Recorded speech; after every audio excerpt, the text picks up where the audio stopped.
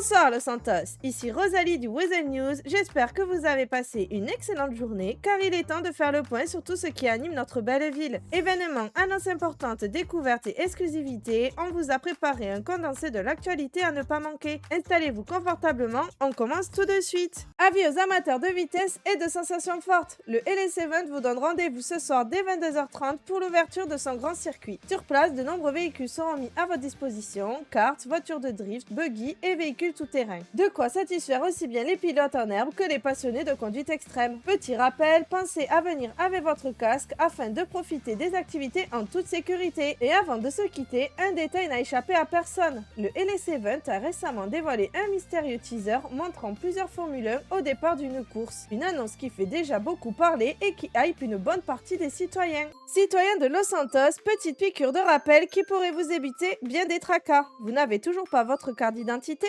C'est le moment idéal pour régulariser votre situation. La mairie ouvre ses portes dès 20h30 ce soir et reste à votre disposition tout au long de la soirée pour vous accompagner dans vos démarches. Simple, rapide et surtout indispensable pour profiter pleinement de votre vie de citoyen à Los Santos. Alors ne repoussez pas cette formalité à plus tard. Une démarche rapide aujourd'hui peut vous faire gagner un temps précieux demain.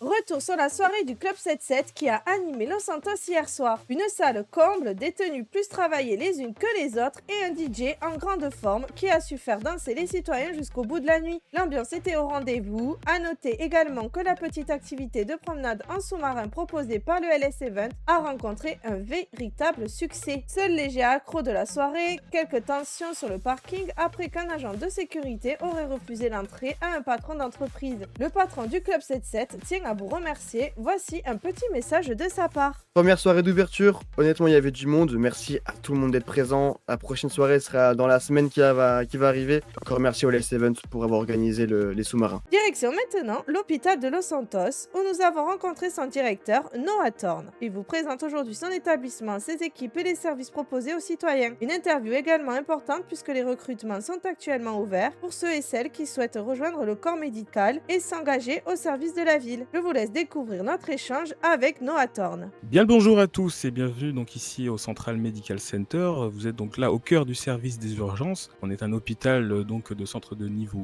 2. Nous accueillons des victimes assez graves. Nous avons accès à un grand service d'urgence comme vous le voyez autour de nous, mais un service préhospitalier. Donc c'est-à-dire que lorsque vous appelez le 911, il y a plusieurs équipes qui vont venir vous voir. Si vous voulez intégrer cette équipe, n'hésitez pas à venir.